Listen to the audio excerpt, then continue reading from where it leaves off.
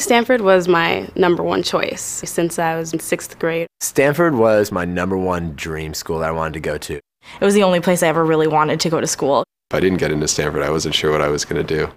It was April 4th was the day that this package came. I can still remember it so clearly because I had lacrosse practice and I came home from school that day.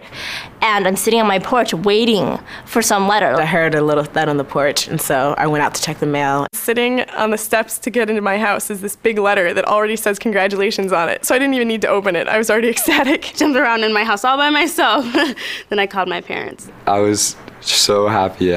I started screaming, I started just running around, I just ran. The first person I called was my grandfather, let him know that I had made it in. But inside the envelope, there's this amazing folder. And it's got this nice little inscription on the front that says, for all the times you stayed up late. For all the parties that you missed. For all those hours you've worked. And for all the AP classes you've taken. For all the times you said what you thought instead of what was popular. And I was just like, wow, I just felt like my life was just written down on that folder. I cut the front of the folder off. And every year I found a strategic place to put it in my room. And I put it up there just to remind myself of why I'm here, keep my priorities straight. As a freshman, everything about Stanford impresses you. You get here and there are these, all these Nobel laureates and all of these amazing people and students. Once I got here, I realized that I belonged here at a certain level, and I didn't realize that my peers would give me a level of respect that I was planning on giving them. I mean, you just meet people that are not just good at what they do, but they're just amazing at what they do. You'd just be having conversations like in the dorm and sitting around, and suddenly something would come up and someone's like, yeah, I was the, world ping pong champion, and you're like, what? Like, oh yeah, I worked at NASA last summer, or oh yeah, I can help you with that homework. I've got this computer program that I wrote. Or like, oh, I play the cello and I built my cello. Being an Olympic athlete really is never an issue here. People are like, wow, that's really cool. But I feel like everyone is on the same level and everyone has something very special about them, so that when you come to the table, everyone's pretty much the same. When I first got here as a freshman, I had no idea what I wanted to major in.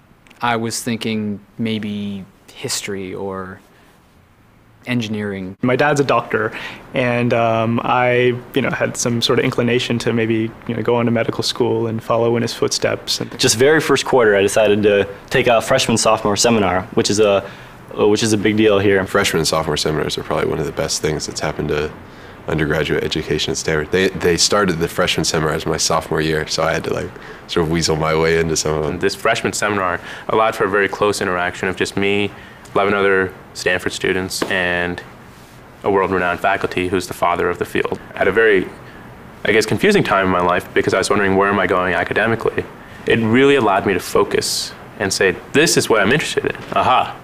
Sophomore college just changed my life. It's a really great way for people to kind of figure out what they're interested in. It pushed me in a new direction.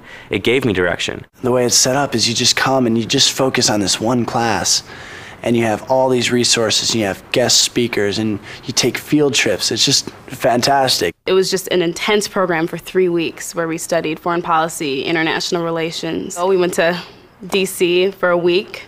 We got to just tour DC and meet all the people that make policy happen. Most people know that Stanford is one of the top research universities in the world, but the undergraduates get a huge slice of that. Research for undergraduates is, I think, a real opportunity to get involved in, I think, what is the heart of the university's mission, which is ultimately to create knowledge. It teaches you how to question what you're reading. It teaches you how to formulate a methodology. And it teaches you how to analyze the data that you get. I mean, there we were, young freshmen having taken 1/4 of a general chemistry course, being asked to join the laboratories of arguably one of the best inorganic professors in the world. Before I'm even thinking about entering graduate school, I've already done a good 3 self-initiated research experiments. I've been awarded a URO major grant to do research for this summer. URO is the Undergraduate Research Opportunities Office here, which is another amazing resource that Stanford offers. And based on the jealousy of my friends at other schools who tell me that they can never get money for their university for anything. Develop a project that is taking me to St. Petersburg, Russia this summer. I pitched the project to the Undergraduate Research Opportunities Office. They approved it and they gave me funding. Most students feel like URO grants are, if they come up with a good course of study, are for the taking, that the university wants to give them out. And I think that fosters a really great environment at Stanford, that students feel like the work that they do is really valued. My junior year, I went abroad to the Stanford program in Santiago, Chile, and I spent 2 quarters there. Last spring, I spent in Oxford, and I used the quotations because spring in Oxford is a lot different than spring at Stanford. I went to Stanford in Washington, which is this program that admits about 28 students. You go to Washington. I worked with the Department of Health and Human Services, and you take 3 intense tutorials every evening. So every day is 6 a.m., full work day, and then every night you still have classes from 7 to 10. And I did an internship at the White House in the speechwriting office. And I started my first day of work, and they put me straight on the State of the Union address. At Oxford, it was a very independent and intellectual approach that really contributed to my academic growth. It was life-changing, and I say that not lightheartedly at all because I really mean it. At college is the last time in your life you can spread yourself thin and not really get into trouble for it and have a great time doing it. You walk into the Haas Center and there's about 200 different programs that you can participate in immediately. They're always looking for volunteers, and they really have reached out to the community here in a profound way. We cook breakfasts and bring them to the homeless mission. I'm in this program called East Palo Alto Tennis and Tutoring. We have real projects that have been going on in Mexico for various orphanages and church groups. I've done so many just amazing things that I never thought would be possible.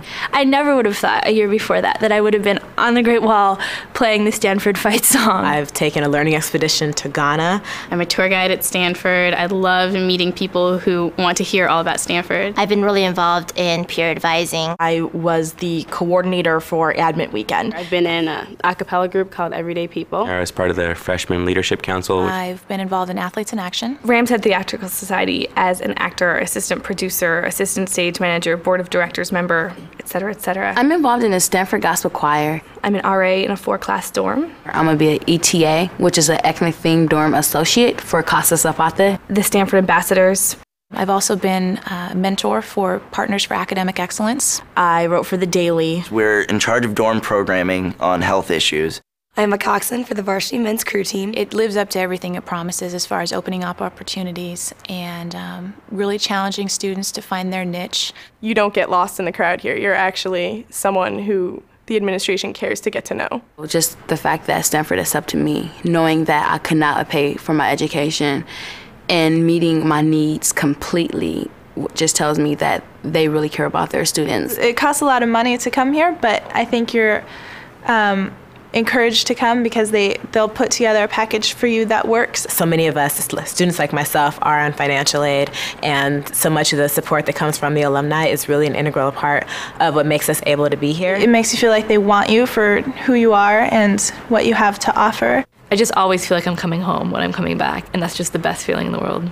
Every single day I look around and I'm just amazed that I'm here. Sometimes, I have to pinch myself just to remember that I'm actually going to this place and that they're educating me. Stanford University wants me as a student. As soon as you get here, they're like, search for your passion and you'll probably find it here. It's a really exciting place to be. It's an exciting place to say, wow, I'm a part of this. I've always loved how Stanford seems sort of permeated by a pioneering spirit. Everywhere you go, there's people pushing to be the best that they can be and really trying to take things to the next level. And it's almost like excellence becomes the standard here. It's met and surpassed all of my expectations. And I really, really had high expectations coming in to Stanford. When I graduate, I want to have no regrets knowing that I did my best to be a complete person, a complete athlete, and a complete student. I love Stanford so much. Stanford has beat all the dreams. It's in my wildest imagination, I couldn't have thought that I'd be sitting here at Stanford doing what I'm doing, learning what I'm learning, talking to the people I'm talking to. The mission of Stanford always has been to prepare students to not just get a degree and sort of leave the university, but to really leave the university with the ability to affect the world around them. I have a more broad framework for perceiving the world, probably a lot more audacious and courageous about the things that I want to achieve. I feel like my world has grown so much, and it's just constantly expanding. I'm really looking forward to next year and just getting bigger and bigger. I will leave Stanford feeling like hopefully I changed Stanford a little bit, and knowing that Stanford changed me a lot.